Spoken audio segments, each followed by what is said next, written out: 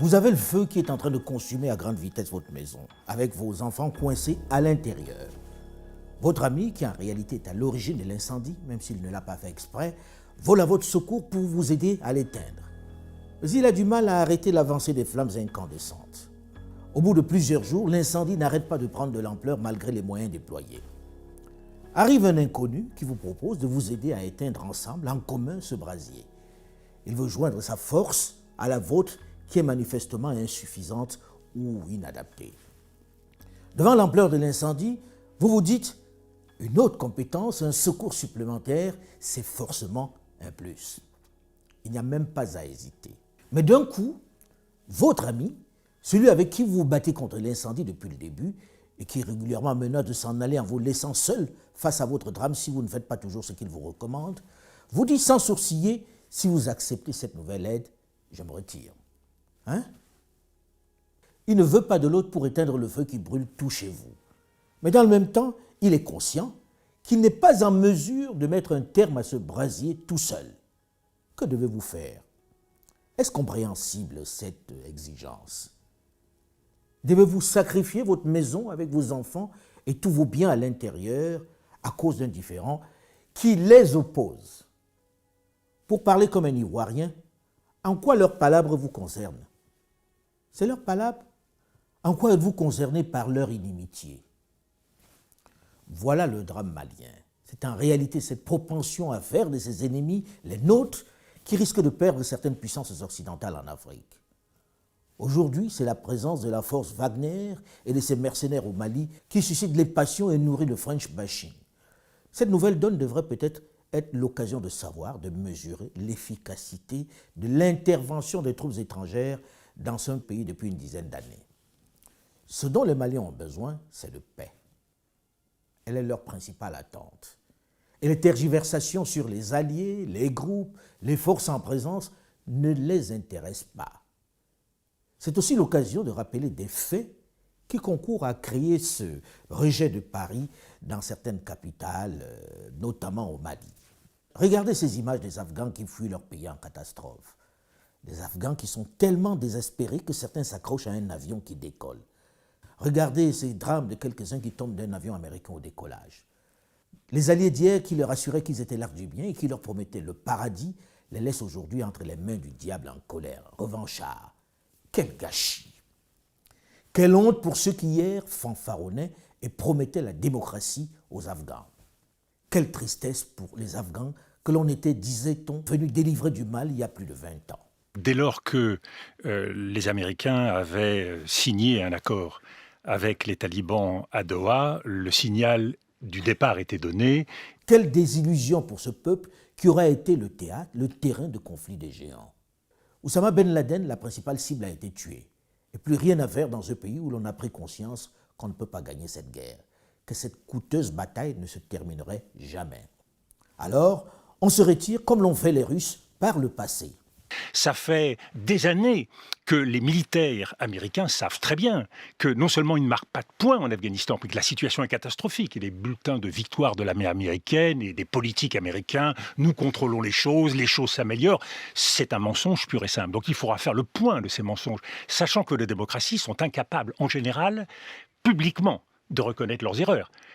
George Bush, Tony Blair n'ont jamais eu à rendre compte des méfaits de la politique qu'ils ont commis. Donc la peur d'abord, et quels sont les Le deux deuxième autres mécanismes? engrenage, c'est la force. Il faut le dire fortement, parce que nous sommes directement concernés et que nous continuons et perpétuons les mêmes erreurs, nous Français. Et c'est quand même triste de voir cela.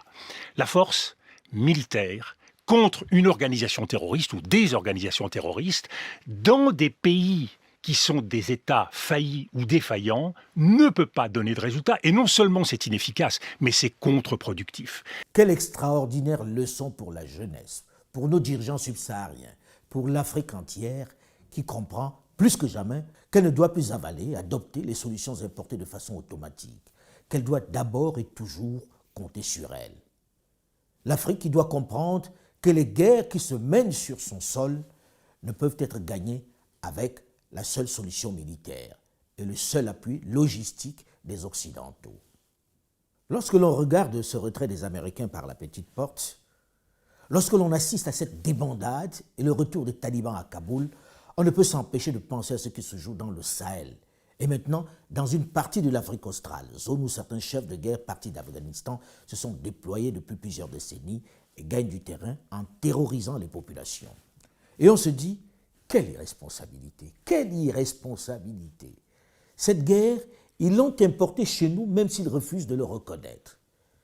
J'espère que ceux qui hier ont débarqué avec des bombardiers sophistiqués pour arroser les montagnes des Ifoghas dans le Nord Mali se souviendront qu'ils ne sont pas venus pour aider, qu'ils sont responsables de la tragédie qui frappe le Sahel et qu'ils n'ont pas le droit de faire leurs valises de la même manière que les Américains en Afghanistan. J'espère qu'ils ne vont pas négocier dans notre dos à leur tour avec des djihadistes qui menacent l'intégrité même des pays du Sahel. Plus d'amnésie sélective. Rester, ce n'est pas une option, c'est une obligation. Si aujourd'hui le Sahel est le champ de bataille des djihadistes de tout poil venus du Proche, du Moyen, de l'Extrême-Orient, de Libye et d'Algérie, l'Occident, notamment la France, ne doit pas oublier qu'elle est principalement à l'origine de ce chaos. Si le désert du Sahara est devenu le terrain de jeu de tous ces trafiquants enturbanés déguisés en religieux, c'est essentiellement à cause d'elle. C'est elle qui leur a donné un gigantesque terrain d'expression. Lorsqu'en mars 2011, dans le climat du printemps arabe, le président Nicolas Sarkozy, qui veut prendre une revanche sur le guide libyen Mouammar Kadhafi pour des raisons personnelles, convainc quelques alliés, dont la Grande-Bretagne du Premier ministre Cameron, le roi Abdallah d'Arabie Saoudite, qui lui veut faire payer au guide libyen de l'avoir traité de marionnette, le chef de l'État français sait très bien les conséquences que va avoir cette chute de Mouammar Kadhafi. Mais il n'en a cure.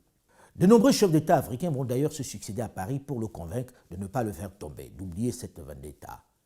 Je me souviens d'inquiétudes que m'avait exprimé à l'époque le président Amadou Toumani Touré du Mali, qui avait expliqué, comme beaucoup de ses homologues au président français, le rôle central sécuritaire que jouait le chef de l'État libyen dans la région du Sahel. Il ne les a pas écoutés. Pourtant, pour une fois, la grande majorité des dirigeants subsahariens s'étaient mobilisés. Certains pour des raisons personnelles, quelques-uns pour la générosité du guide qui les arrosait de pétrodollars, mais d'autres plus nombreux parce qu'ils avaient conscience que c'était vital pour la paix dans la sous-région. Que ce personnage un peu fantasque et imprévisible qu'était Mouammar Kadhafi était un rempart contre la horde qui depuis longtemps rêvait de créer leur émirat dans le Sahara. Ces bandits, trafiquants de tout poil, sous le prétexte de la religion, rêvaient d'un couloir pour acheminer leur drogue vers l'Europe. Devant la faiblesse des États, devant leur extrême pauvreté, seul Kadhafi faisait peur. Pour cette cause, pour éviter le chaos annoncé, nos chefs d'État et toute la diplomatie africaine ont même pris des risques physiques en se rendant à Benghazi en Libye pour négocier avec les rebelles excités par Paris et ses alliés. Ils ont failli y être lynchés. Malgré le courage, la hardiesse du président Denis Sassou Nguesso du Congo, qui refusait en sa qualité de général d'armée d'être exfiltré avec ses autres homologues par la cuisine de l'hôtel pour éviter le lynchage des populations chauffées à blanc, ils ont dû repartir en catastrophe, laissant ainsi le président Nicolas Sarkozy régler son compte à Mouammar Kadhafi, qui, il faut le mentionner, avait accepté de se retirer et ne demandait qu'à négocier sa sortie. L'argument à l'époque, qui était, disait-on, de défendre la démocratie, ne trompait personne. Il fallait éliminer Mouammar Kadhafi, même en utilisant un mensonge. Il fallait le faire taire pour les affaires financières qui sont encore pendantes aujourd'hui devant la justice.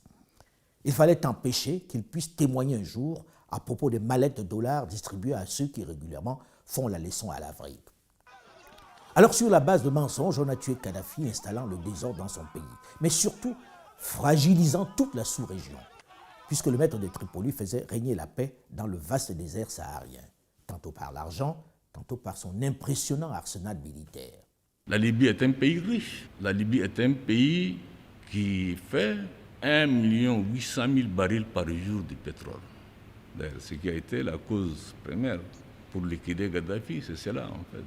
La chute de Kadhafi a amplifié des menaces qui existaient déjà. Je me souviens d'une conversation avec le défunt président Amadou Toumani Touré qui, dès l'assassinat de Kadhafi, disait, je cite, « On est mal barré, ça va être le désordre ». La Libye, il faut reconnaître, est un pays surarmé, contenant à plusieurs lieux des caches d'armes et de munitions extrêmement importantes.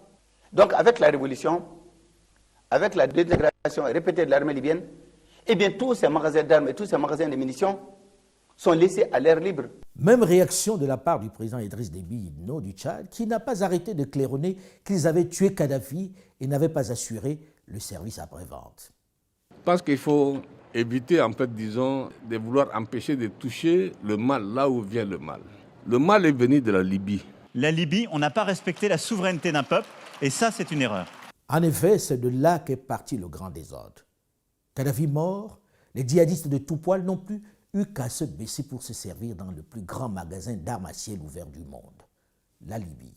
Vous n'ignorez pas que depuis 2014, ou précisément depuis la déflagration de l'État libyen, les conséquences directes de cette action qui a été menée par l'OTAN, les pays du Nord, nous ont donc créé comme conséquence directe, qui était d'ailleurs prévisible, puisque nous avons mis en garde avant la première frappe de la Libye en son temps.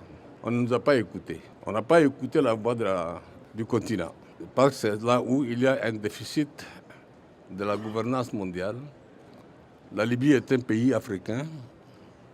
On ne nous a pas demandé pour quel objectif. Mais aujourd'hui, les conséquences directes de cette action, c'est nos pays, c'est nos populations qui souffrent, nos populations qui meurent. Comme l'a dit le président Déby, nous indexons la gouvernance politique mondiale. Il y a des décisions qui sont prises sans nous. La décision d'intervenir en Libye, nous l'avons apprise à la radio. Or, aujourd'hui, c'est nous... Oui, mais il y a quand même quelques chefs d'État africains qui y ont participé et qui étaient d'accord pour cette intervention. C'est nous qui en subissons les conséquences. Moi, je parle au nom du Niger. Je n'ai pas été consulté. Or, je suis frontalier avec la Libye.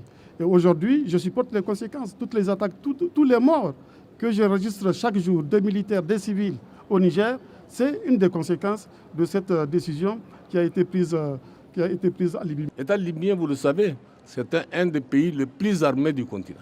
Toutes ces armes se trouvent au sud du Sahara, dans le Sahel, dans nos propres pays. En gros, on leur a non seulement livré un vaste terrain de jeu, mais en plus les armes pour déstabiliser les États du Sahel.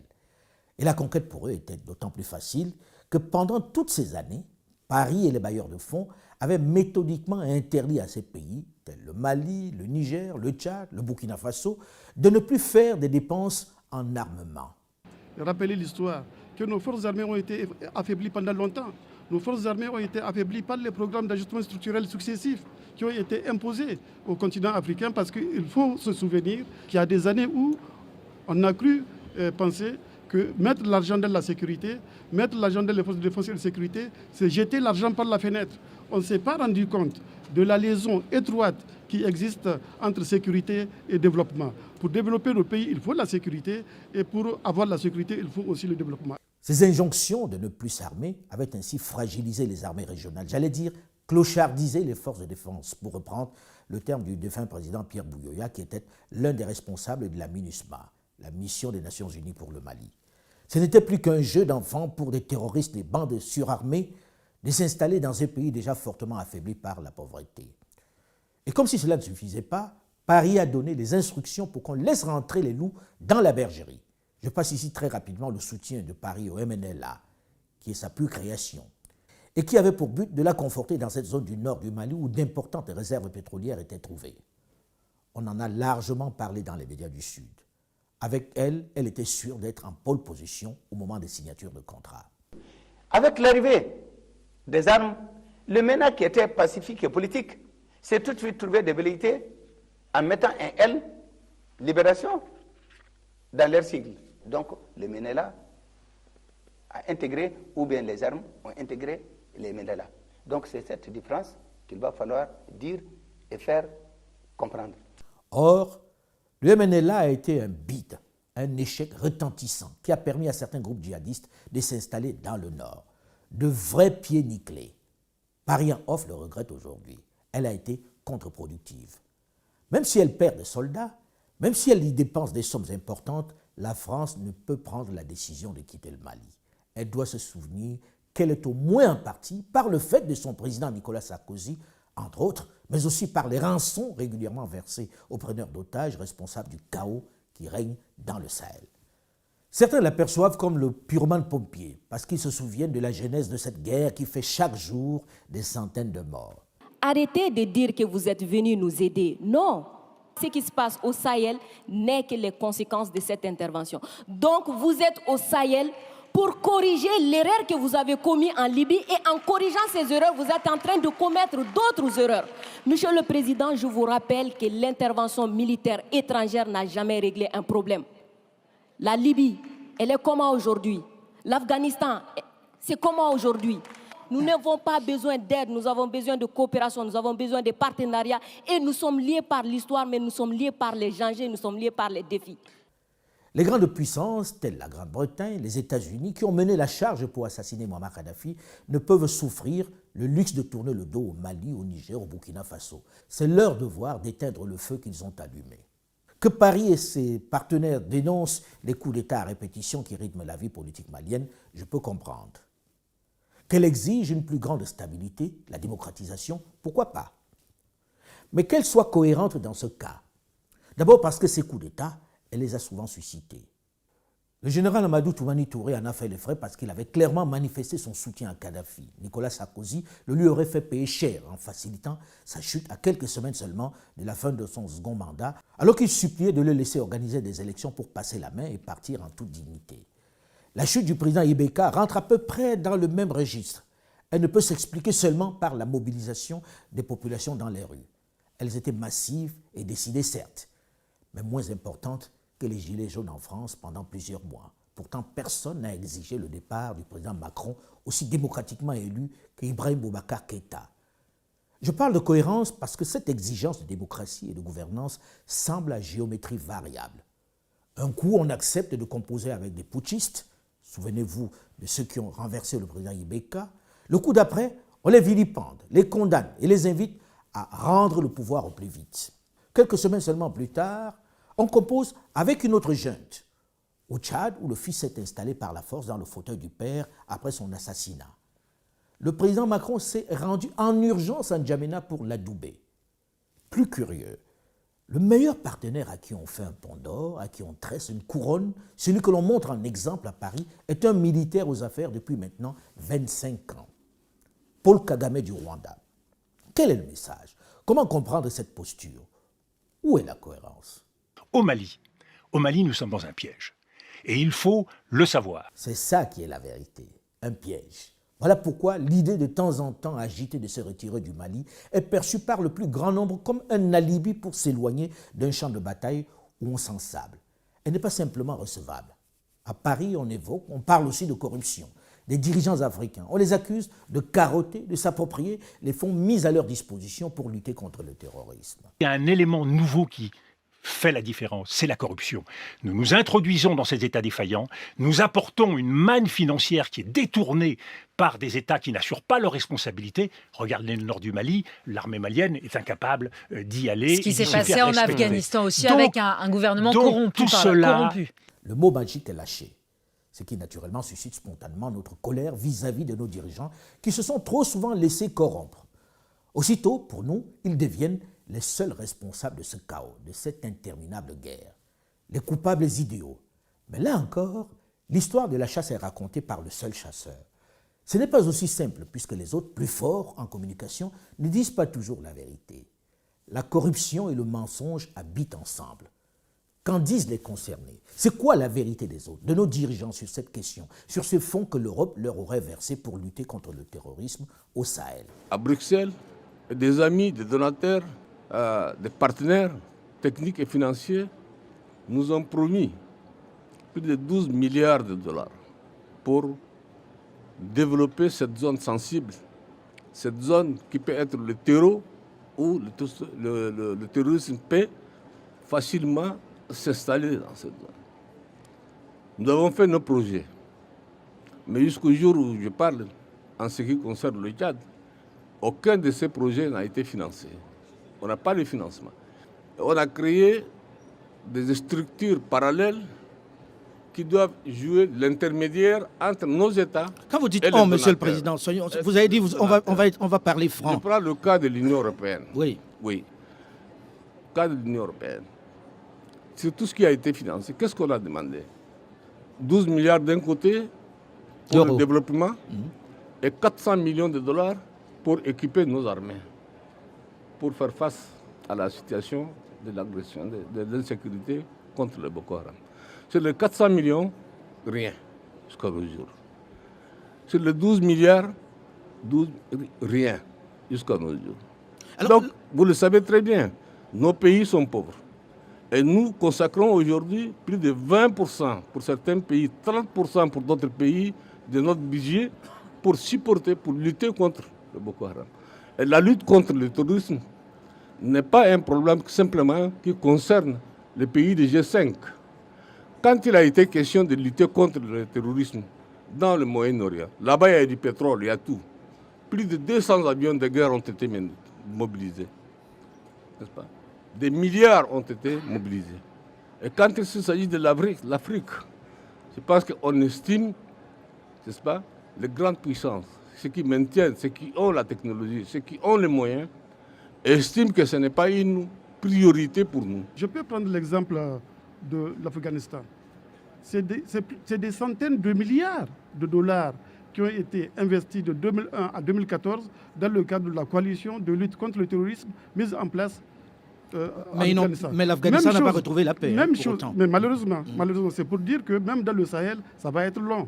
Parce que souvent, on entend dire que les États du Sahel n'ont pas de stratégie, etc. C'est pour cela que la lutte contre le terrorisme piétine. Il n'y a rien de plus faux.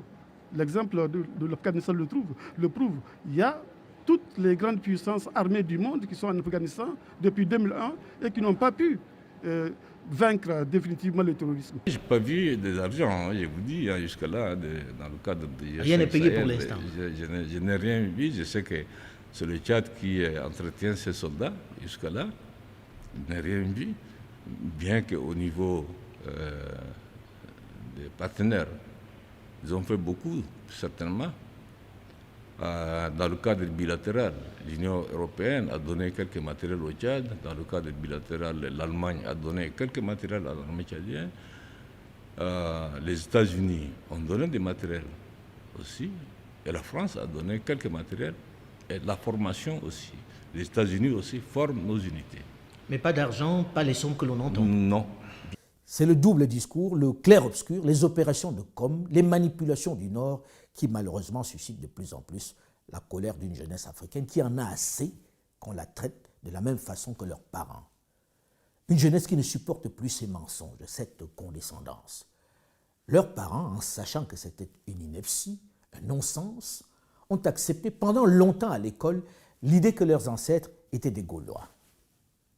Mais cette jeunesse, non. Elle veut la vérité et le respect. Elle veut que ses partenaires traditionnels acceptent qu'ils sont là d'abord parce qu'ils ont des intérêts économiques importants dans la région du Sahel. L'uranium, le pétrole du Niger, les importants gisements d'or du Mali. Elle veut que leurs partenaires traditionnels reconnaissent qu'elle est là aussi pour des raisons géostratégiques, parce qu'elle ne peut se permettre d'être éjectée, de ne pas avoir de base dans cette zone particulièrement stratégique pour sa paix et sa sécurité. Pour sa sécurité, elle doit au moins y avoir un œil.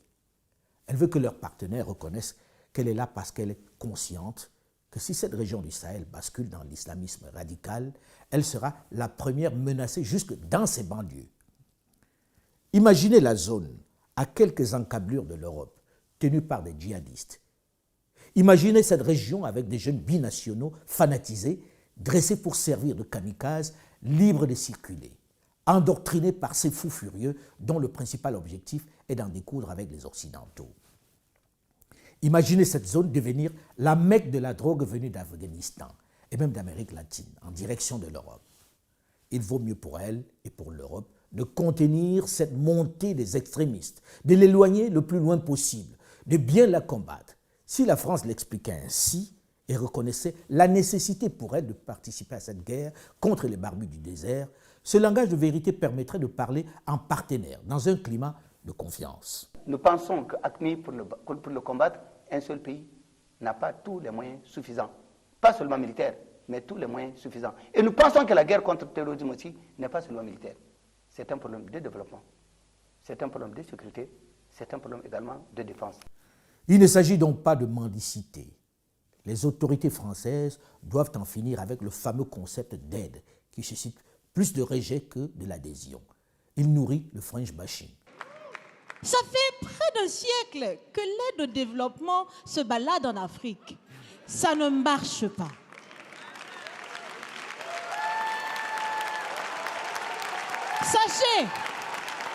Sachez que l'Afrique se développera par elle-même, par le potentiel local et celui de la diaspora, et certainement dans l'interdépendance avec les autres nations de la planète, mais surtout à travers des collaborations saines.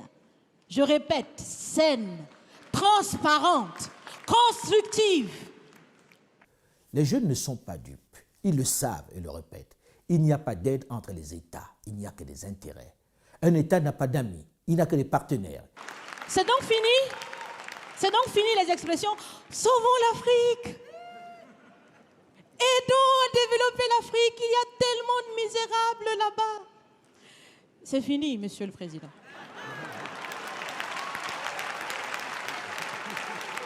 Il est impératif de changer de logiciel ou du moins de le update. Oui, combattons ensemble les djihadistes qui menacent nos sociétés, qui menacent vos intérêts et les nôtres, qui veulent nous recoloniser, qui violent nos filles et femmes, qui massacrent nos familles, qui se servent d'une pseudo-religion pour nous réduire à nouveau à l'esclavage, comme leurs ancêtres l'ont fait en d'autres temps.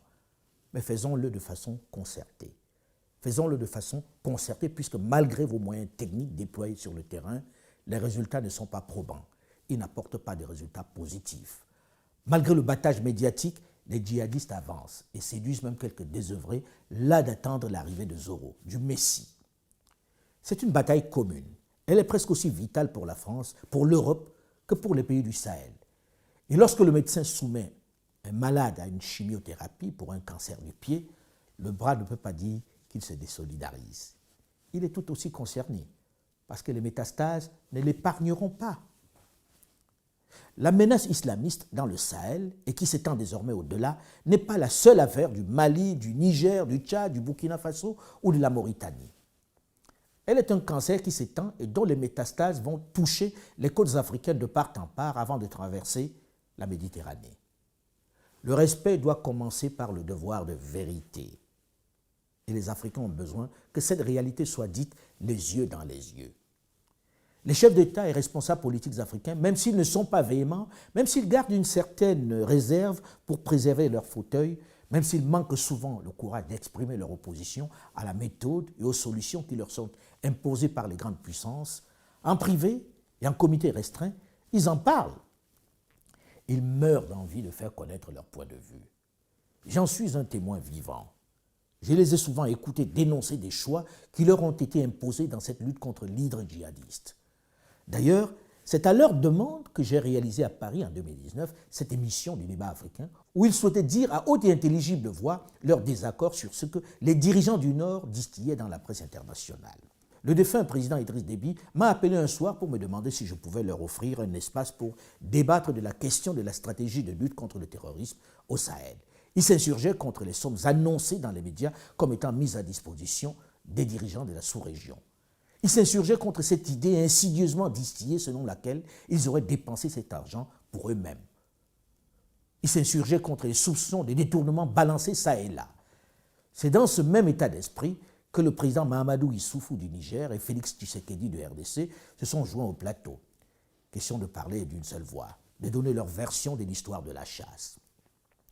Pour une fois, dans une émission de radio et de télévision, plusieurs chefs d'État étaient réunis pour faire entendre leur son de cloche, pour passer un message contraire à ce qui était diffusé au grand public de façon presque évangélique par les médias du Nord. Quand il s'agit de l'Afrique, je pense que l'idée générale qui passe, oh, le seul, ça, à son temps, ça viendra, le seul, on verra plus tard. Et puis, bon, vous, on désigne une des puissances, vous gérez les affaires là, en attendant, on va voir. Ça se passe comme ça, vraiment? C'est exactement, ça se passe comme ça. Ce n'est pas une question de solidarité. Ce pas une question de solidarité. Pas une question de solidarité. C'est une question simplement d'ignorer les Africains et laisser les Africains dans la pauvreté où nous sommes là. Pour ne pas se faire éjecter par une jeunesse plus véhémente, plus demandeuse de respect, pour ne pas liguer contre elle une jeunesse plus éduquée et moins craintive, il est venu le moment de se dire les vérités. Si la relation entre les pays d'Afrique et la France était une marmite, sachez qu'elle est très sale, cette marmite. Elle est sale de reconnaissance légère des exactions commises, elle est sale de corruption, elle est sale de non-transparence, elle est sale de vocabulaire dévalorisant, elle est sale, Monsieur le Président. Je vous invite à la recurer. Il est venu l'instant pour Paris et tous ceux qui combattent dans le Sahel, les grandes puissances européennes, de reconnaître qu'elles ne viennent pas pour les aider. Une fois ce postulat établi, on peut mieux s'organiser en étant chacun à l'écoute de l'autre, sans condescendance. Or, l'histoire est une grande école pour tous. Elle nous enseigne que nulle part où les grandes puissances militaires sont intervenues, elles n'ont gagné. Nulle part. Et le dernier cas de l'Afghanistan, où les Américains sont arrivés avec des tapis de bombes les plus sophistiqués, promettant la démocratie, le changement et la fin des talibans, est assez illustratif. Saddam Hussein can now be expected to begin another round of empty concessions, transparently false denials. No doubt, he will play a last-minute game of deception. The game is over. Bien que George Bush ait très médiatiquement déclaré ainsi « Game over », rien n'a été résolu. Après avoir mis le pays à feu et à sang, ils viennent de se retirer d'Afghanistan après plus de 20 ans de chaos, de désolation, de division. Et ils sortent par la petite porte pour céder la place aux talibans qu'ils étaient venus éradiquer. Seul succès pour eux, la mort d'Oussama Ben Laden. Vous conviendrez avec moi que c'est mince comme satisfaction. Même la mafia la plus violente, la plus sanglante, ne fait pas autant de victimes pour une vendetta.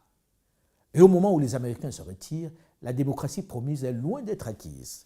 Les nouveaux maîtres de Kaboul sont les talibans, qui se vengent sur ceux qui ont collaboré pendant toute cette période avec les Yankees. Même climat en Irak, où la démocratie brandie par l'axe du bien n'est toujours pas au rendez-vous, malgré l'assassinat de Saddam Hussein.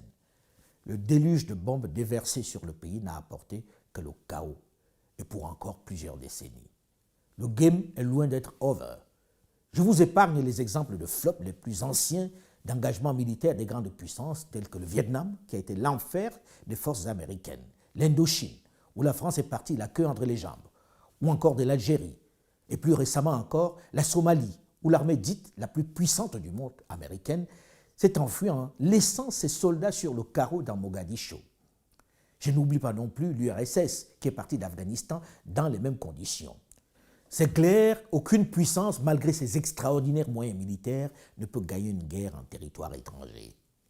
La Libye, le modèle le plus récent, où la coalition s'est vantée d'avoir fait tomber Muammar Kadhafi, n'est plus qu'un champ de ruines, où s'affrontent de nombreux groupes surarmés et instrumentalisés par des nations qui lorgnent sur leurs immenses richesses pétrolières. Nicolas Sarkozy et son philosophe va-t-en-guerre Bernard-Henri Lévy peuvent être fiers d'eux, n'est-ce pas? Le peuple libyen et les pays voisins leur disent merci. Certains se demandent pourquoi ils ne sont pas encore à la prison de La Haye. Beaucoup d'autres, qui ont suscité moins de morts, y croupissent pour beaucoup d'années. Dans le Sahel, malgré les forces nationales et internationales déployées pour faire face à la menace, les attaques terroristes et les insurrections n'ont pas significativement reculé. Elles avancent plutôt. La guerre contre le terrorisme, qui est y compris un concept qui a fait florès en France, c'est une ânerie. C'est une ânerie qui rajoute du terrorisme, catalyse les terroristes, leur donne un statut et les renforce. Alors, arrêtons cette escalade qui ne bénéficie qu'à leurs industries de l'armement et de reconstruction pour discuter directement avec les dirigeants de ces pays et les écouter. Je dis bien les écouter. Même s'ils ne sont pas exempts de tout reproche, même s'ils ne sont pas moins responsables de la situation, ils sont plus qualifiés pour proposer des solutions. Le chapitre 7 dit qu'il faut avoir recours à la force pour faire face à une menace qui pèse donc, sur un pays membre des Nations Unies, c'est qui est le cas des pays du Sahel qui sont aujourd'hui menacés. Donc la communauté internationale devrait se mobiliser autour de cette préoccupation. Même chose quand on prend la MINUSMA, la mission de stabilisation du Mali. On a demandé à ce qu'on change de mandat à la MINUSMA, parce que pour l'instant, le mandat de la MINUSMA se limite au maintien de la paix. Or, au Nord Mali, il ne s'agit pas de maintenir la paix, il s'agit de faire la guerre contre le terrorisme. C'est pour cela que nous avons demandé à ce qu'un mandat plus offensif soit donné à la MINUSMA. Mais quand on vous entend, Monsieur le Président, on se dit, vous êtes avec ces dirigeants dont vous parlez, ces grandes puissances. Vous leur dites ce que vous dites On là? leur dit Est-ce ça. qu'ils ne vous écoutent pas? Mais on leur dit ça. Ils nous écoutent. Je vois le président Déby qui en sourit. On leur dit ça. Et encore une fois, on revient à la question de la gouvernance politique mondiale. Non, on ne sort pas. On adapte nos dispositifs à la réalité de ces pays. Lorsqu'on sait combien coûte la guerre dans le Sahel, pas moins de 5 milliards d'euros par an, ceci équivaut à des dizaines d'hôpitaux de référence, des milliards de puits, d'écoles, des milliards de kilomètres de routes pour désenclaver ces régions, pour relier ces zones enclavées au reste du pays. Des centaines d'entreprises susceptibles d'occuper ces jeunes, ces pères de famille qui organisent des pillages et tuent leurs compatriotes pour 10 000 francs CFA par jour, moins de 15 euros. Une broutille par rapport au prix des bombes qu'on déverse sur la région, par rapport au carburant que l'on dépense pour les avions de chasse, pour les chars qui écument le désert. Je ne joue pas les naïfs. Mais pour avoir discuté avec les experts militaires et quelques-uns de nos dirigeants africains, on ne gagnera pas la guerre contre le terrorisme dans le Sahel en misant seulement sur la force militaire. Il faut promouvoir le développement. Et ça ne se décrète pas à Paris, Londres ou Washington. Ça se fait avec l'implication des locaux. Écoutons-les. Ce n'est pas en donnant des leçons sur la gouvernance, en multipliant les sanctions, en déplaçant les centres de commandement que l'on fait avancer le schmilblick. Non. Ce n'est pas en menaçant de se retirer que l'on fait évoluer la guerre. Les Américains ont négocié en douce avec les talibans. Nous ne voulons pas nous réveiller un matin et découvrir qu'ici aussi on a sournoisement négocié avec le diable pour lui céder le terrain. C'est très probablement ce doute, ce précédent, cette trahison en Afghanistan qui convainc peu à peu les Maliens de se rapprocher des Russes qui ont eux aussi leurs compétences, leurs stratégies. Ça peut servir. Et comme le disent les Ivoiriens, trop de viande dans sauce ne gâte pas sauce. Nous sommes conscients du fait qu'on ne peut pas continuer à sous-traiter notre sécurité à d'autres. Ne nous obligez pas, s'il vous plaît, à choisir entre vous et vos concurrents. Ne nous obligez pas à nous contenter d'un seul choix. Les jeunes ne le comprendraient pas et ne vous le pardonneraient pas. Déjà que vous-même, vous sous-traitez cette guerre avec d'autres pays, notamment les Estoniens, qui sont depuis longtemps dans le nord du Mali, aux côtés des Allemands, des Hollandais et autres. Les jeunes ont besoin d'efficacité pour retrouver la paix dans le Sahel. Et si les Russes y contribuent, ils feront appel à eux, sans hésitation. Ils sont les bienvenus. Qu'il faut sortir de ce fétichisme de la relation privilégiée France-Afrique. Sinon, on sera toujours la 5e roue du carrosse. Je serais plus rassurée si le Mali discutait clairement avec l'État russe. Je ne parle pas des démembrements privés, avec l'État russe, sur la base notamment des accords que nous avons depuis 2019, clairement. Donc à ce moment-là, il n'y aurait pas de blocage en termes de géopolitique, puisque ce serait avec un autre État souverain que le Mali discuterait. Qu'on contracte d'État à État. D'État à État. Mais ce n'est pas interdit si c'était les Russes. Il y a des coopérants russes déjà, et cela depuis l'indépendance, donc cela n'a pas posé de difficulté lorsqu'il s'agit de l'État russe. One of the mistakes which some political analysts make is to think that their enemies should be our enemies.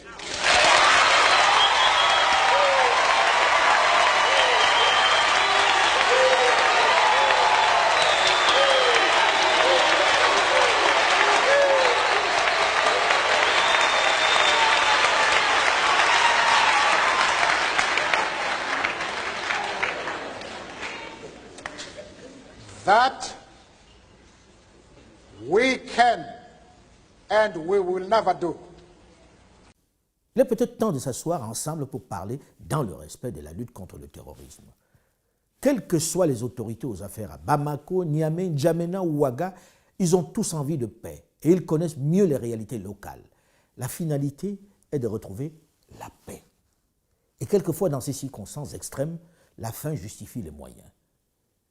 Question philosophique qui continue de diviser les intellectuels. Mais les populations du Sahel attendent toujours le Messie qui va les sortir de cet enfer dans lequel les décideurs, dans le confort de leur bureau de Paris et Londres, les ont plongés un jour en décidant pour des raisons personnelles ou d'idéologie de renverser Mouammar Kadhafi. Au nom d'une pseudo-démocratie, sacro-saint concept qui désormais fait l'objet d'une analyse, d'une critique de plus en plus acerbe, dont nous parlerons dans une prochaine chronique. Merci pour votre précieuse et aimable attention.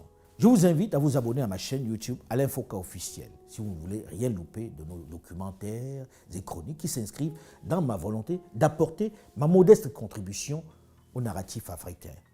N'oubliez pas d'activer la notification, s'abonner pour être informé à chaque sortie. Et si vous avez aimé, pensez à liker. Je vous remercie pour vos nombreux commentaires qui sont autant de matériaux pour nourrir et améliorer cette chaîne.